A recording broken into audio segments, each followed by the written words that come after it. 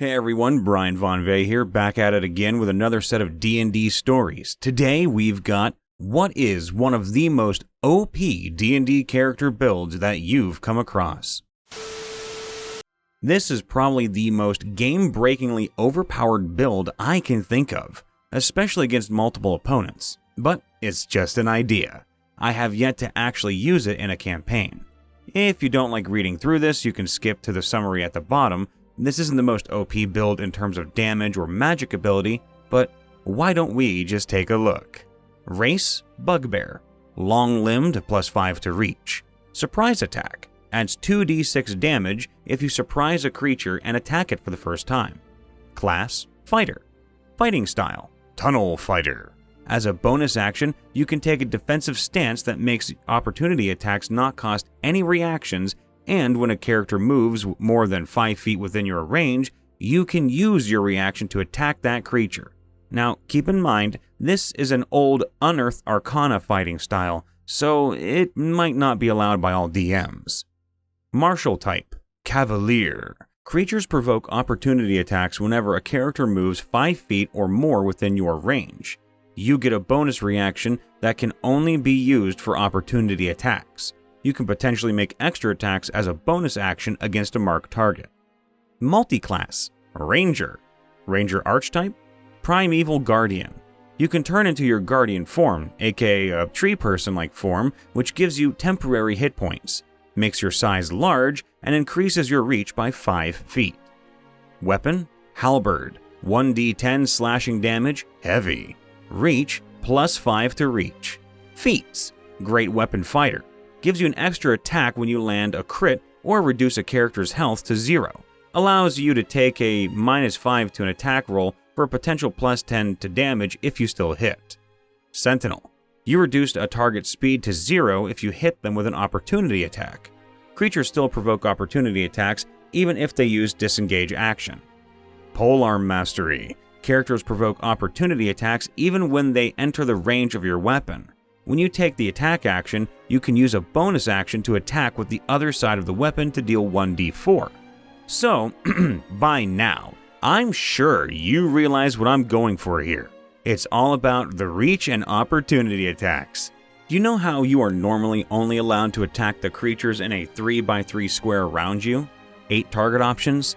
Well, this character design will allow you to attack any character in a 7x7 square.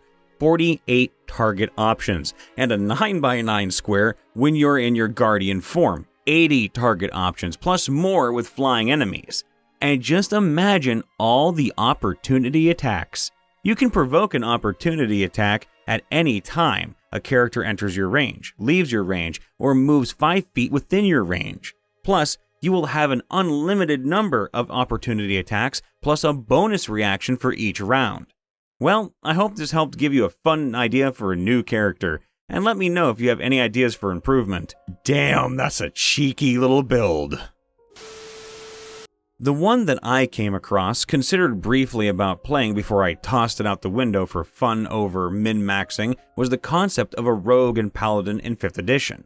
Going the assassin route, since you can promise a critical hit on sneak attacking, and by scoring a critical, not only doubling your sneak dice, but then doubling smite damage. Sneak attack is enough to concern some encounters with, but then deciding after a critical hit that you wish to add smite onto that as well? You just built a dual-wielding paladin rogue that is dex-based with 2-weapon fighting, and for such a simple trade-off, you got a pretty powerful class that is ready to really dish out the hurt. Another one I considered as well was the Shadow Ninja. 2 levels of Warlock to gain the Devil's Sight to see through magical darkness. 3 levels of Monk to gain Way of the Shadow so you can now cast Darkness. Potential to go all the way to 6 to gain Shadow Step. Levels in Rogue for that wonderful sneak attack. Then you have a character after level 7 that casts magical darkness that only you can see through, thus making all your attacks at advantage that would proc sneak attack, and all your foes strike you at disadvantage. Alrighty, I have to say a lot of the characters I have played with have been good. Very good.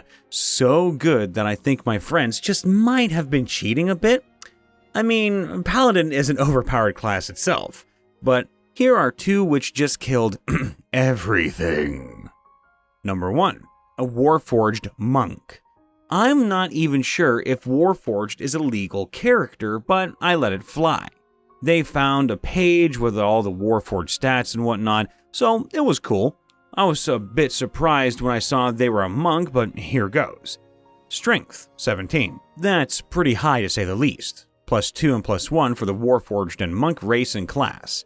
20. A fricking 20 for strength. Alright. Luck, right? Nope. At 2nd and 3rd levels, they started getting ki, and stuff would just let them attack over and over and over again. It got to the point where that one monk just punched a bugbear to death in one turn. Yes, he rolled pretty high, and he was the 2nd attacker, but geez, this guy was insane. I don't remember all of it, but it was just broken. Fun, but broken. He had no weakness. His strength was skyrocketing, his dexterity was like 16 to 18 plus due to his monk class, and his constitution was pretty high too, thanks to him being made of metal, and being a warforged and being a monk. Kind of just, wow. We still talk about him. By the way, his name was Shield. Ooh, cute. Number 2. This one I played. I love him. Still do. By the way, copyrighted boys, no stealing. And I still do play him. His name is Nortle, the Tortle Druid. It's just beautiful. So there are 3 different kinds of Tortles. I chose Razorbacks, plus strength and plus constitution, I believe. Anyway, I could climb into my shell being resistant to every single weapon unless it's magical. So, at night, I just dug a small hole, crawled into my shell, and slept while my friends were ambushed by goblins. So, as a Tortle and Razorback, I got 3 new attacks which were pretty great. Turtle Snapper. You can use this as a bonus action, 1d4 plus strength modifier piercing damage. You bit whoever it was you were fighting. Razorback. Reaction attack, 1d4 piercing damage. The spikes on the back of your shell go shankety shank, and you shank whoever it is who tried to attack you. Razor Fist, 1d4 plus strength modifier punch. So now you might be thinking, alright, that's kinda cool, so what? Please read that again. Plus your strength modifier. My strength was 18, the modifier was +4. That means I could do a total of 8 damage as a bonus turn, and for just punching someone. So, his most glorious moment was when we were captured by the said goblins. They took away all our armor, all our weapons, and all our food. They were pretty mean and kept on hitting us with their swords and stuff. Everyone except me, because my shell hurt them. I knocked 2 of them out with my Razorback attack just because they hit my shell. So, the time of our great escape was on. One of the other players had a sharpened stone she used as a knife, and she killed the guard of our cell. The goblin's sword was given to another character. Sorry, Nortle. Nope, I'm fine. I'm just walking around punching everyone to death. By the way, we were all level 1, and the goblins each had 10-ish hit points. I could practically kill one every attack, with my fists. And also, my armor class was 16 without wearing armor. 16! Let that sink in, folks. I took maybe 5 points of damage in an entire session where we were escaping the goblins. Lastly, Nortle again, while in the goblin tunnels, then with hobgoblins, and then later with humans on the side of a river. I was amazing at spying. I would literally just go near to wherever it was that they were going to have their talk, and just crawl into my shell. They stood in a dead-end part of a cave, talking about their plans in secret, with me just sitting there, 2 feet away. I can't call him broken, but he was definitely one of the greatest characters I've ever made. One particularly weird tankish build is a Kalashtar Barbarian Druid multiclass build. Never heard of that. When barbarians get to level 3, they pick their totem. The bear totem gives you resistance to all damage except psychic damage while you're in the rage state. The Kalashtar UA race gives you resistance to psychic damage. Thus, a Kalashtar Barbarian will only take half damage from everything while raging. Adding a few Druid levels in here and there, at least 2, grants you access to the Wild Shape feature, which allows you to shift into the form of any beast you have seen. During the Wild Shape, you assume the stats of the beast you shape into, including its HP. Anytime damage is dealt to you, it affects your beast form's HP, and when your beast form drops to 0 HP, you immediately revert back into your natural form alive and well, your regular HP pool untouched except for any damage that might carry over. Combine all 3 of those features together, and at the right levels, you can shift into some pretty amazing creatures, all while only taking half damage. Depending on your build, you could have up to 300 effective HP between resistances and beast HP. There are some good answers already, but I wanted to point out a normal build that can be completely broken at near max level. Wizard, School of Illusions, level 18 or higher. At level 14, the character gets the Illusory Reality ability, which allows them to make one part of an illusion real for 1 minute by using a bonus action. Note that this is something you can do every turn.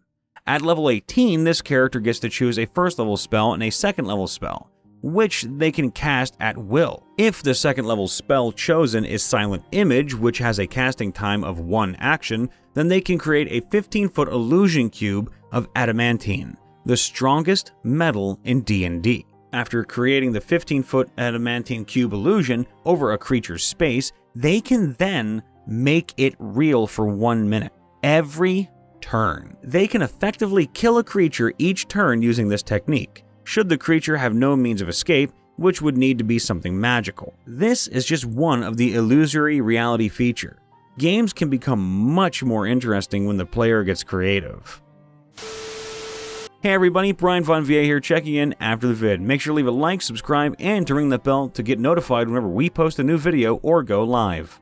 Be sure to check out our second channel as well, Riptovia, and to check out our subreddit r/MrRipper, where you can post any story that you have from any TTRPG, D&D especially. And last but not least, come say hi to me, Brian Von VA, on Twitch and on YouTube. All the love, be safe, be happy, and we will see you next time. Bye for now.